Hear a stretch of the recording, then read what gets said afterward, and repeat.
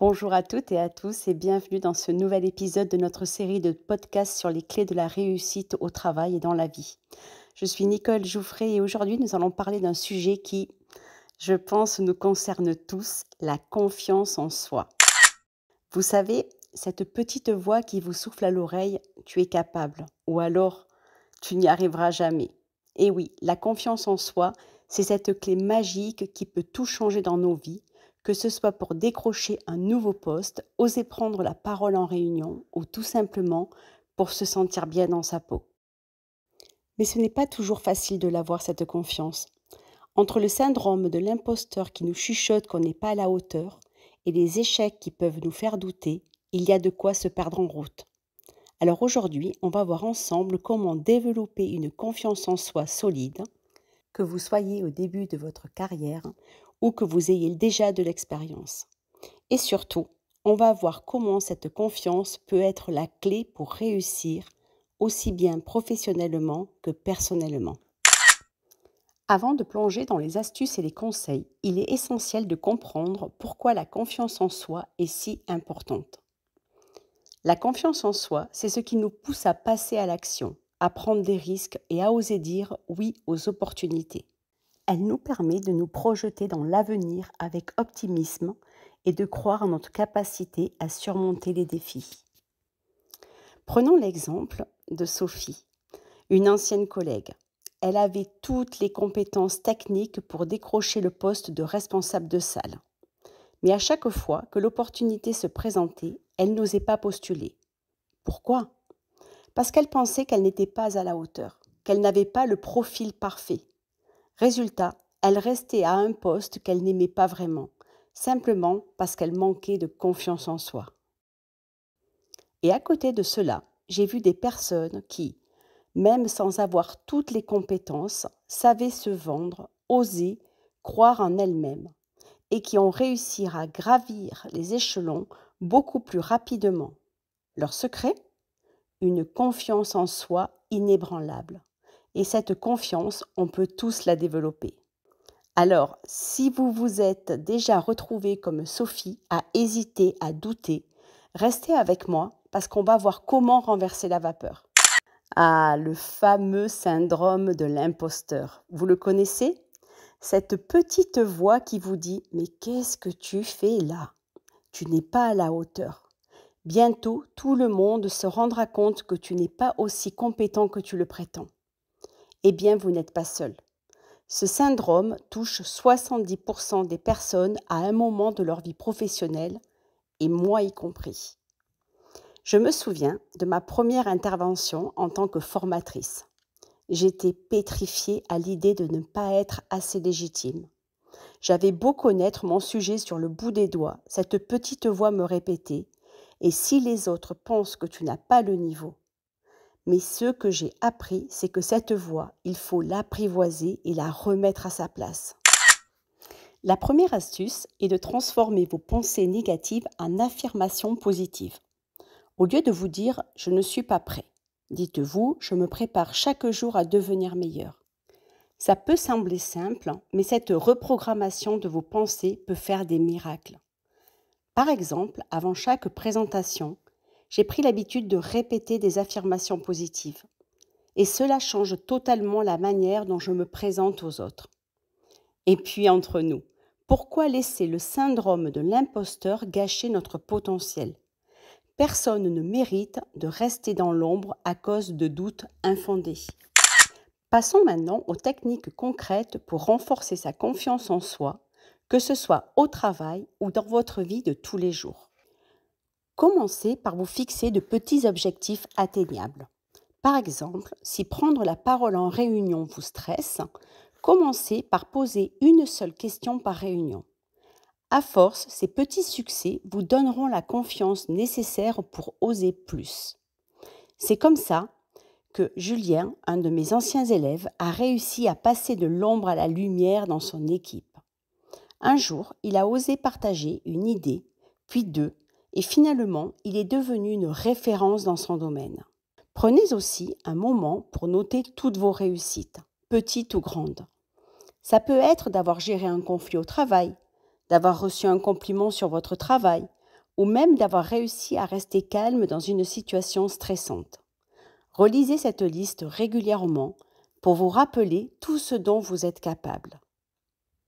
Je me souviens d'une période où je doutais beaucoup de moi. Je relisais cette liste et à chaque fois, ça me redonnait un vrai coup de boost. C'est comme si on se rappelait que malgré nos doutes, on a déjà surmonté tellement de choses. On ne le dira jamais assez, mais l'entourage joue un rôle crucial dans votre confiance en nous. Fréquenter des personnes qui vous encouragent, qui vous poussent à croire en vous, c'est indispensable. J'ai vu des collègues totalement se transformer lorsqu'ils ont commencé à s'entourer de personnes qui les soutenaient vraiment. Pour illustrer l'impact de la confiance en soi, je vais vous raconter 2 histoires, l'une positive et l'autre un peu moins.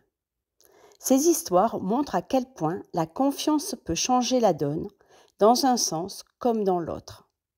Il y a quelques années, j'ai travaillé avec Clara. C'était une jeune manager dans un grand restaurant. Elle avait tout juste 26 ans et elle s'est retrouvée à devoir gérer une équipe de serveurs plus âgés et plus expérimentés qu'elle. Au début, ce n'était pas facile. Elle doutait de sa légitimité. Elle craignait de ne pas être prise au sérieux. Mais Clara avait cette capacité rare à croire en son potentiel. Au lieu de se laisser paralyser par ses doutes, elle a décidé de se former en continu. Elle lisait des livres sur le leadership, participait à des conférences et n'hésitait pas à demander des retours à ses collaborateurs. Elle leur disait souvent « Je n'ai peut-être pas toutes les réponses, mais je suis là pour apprendre et pour nous faire avancer ensemble. » Et vous savez ce qui est fascinant? Son équipe a ressenti sa volonté d'apprendre et son authenticité. Ils ont commencé à la respecter pour sa détermination et surtout son humilité. En moins de 2 ans, Clara a réussi à transformer l'ambiance de son restaurant. Elle a instauré un climat de confiance et de collaboration où chacun se sentait écouté et valorisé. Résultat, le chiffre d'affaires du restaurant a grimpé et Clara est devenue un pilier de l'entreprise. Elle n'avait pas peur de dire qu'elle ne savait pas tout, mais elle savait qu'elle était capable d'apprendre et de progresser. Et c'est ça la vraie confiance en soi. Et puis, il y a l'histoire de Marc. Marc était un excellent technicien dans un grand hôtel. Il connaissait son métier sur le bout des doigts, mais il avait un problème majeur. Il ne croyait pas en lui. À chaque fois que son supérieur lui proposait de prendre des nouvelles responsabilités, il répondait « Non, je préfère rester à ma place, je ne me sens pas prêt. » Le plus triste, c'est que Marc avait le potentiel pour aller plus loin, mais il se répétait constamment qu'il n'était pas à la hauteur. Un jour, l'hôtel a lancé un projet de rénovation pour lequel il cherchait un responsable technique.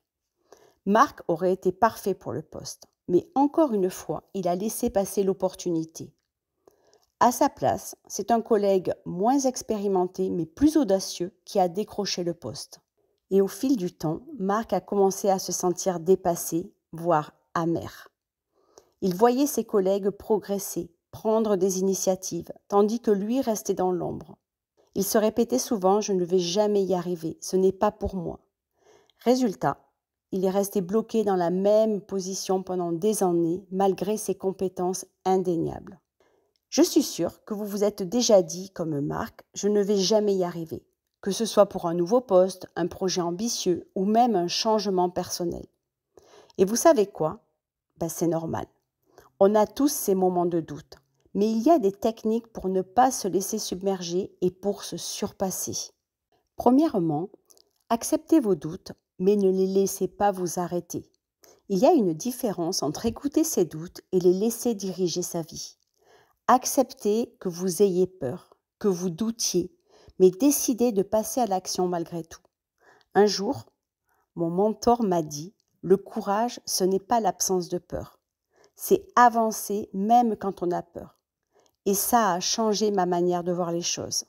Quand j'ai commencé à accepter mes peurs au lieu de les combattre, j'ai réussi à oser plus. Deuxièmement, décomposer les grands défis en petites étapes. Quand on regarde un objectif trop grand, il peut paraître insurmontable. Au lieu de vous dire je dois devenir le meilleur manager, commencez par vous dire cette semaine, je vais travailler sur ma prise de parole en public. Ensuite, la semaine prochaine, je vais demander des retours constructifs à mes collègues.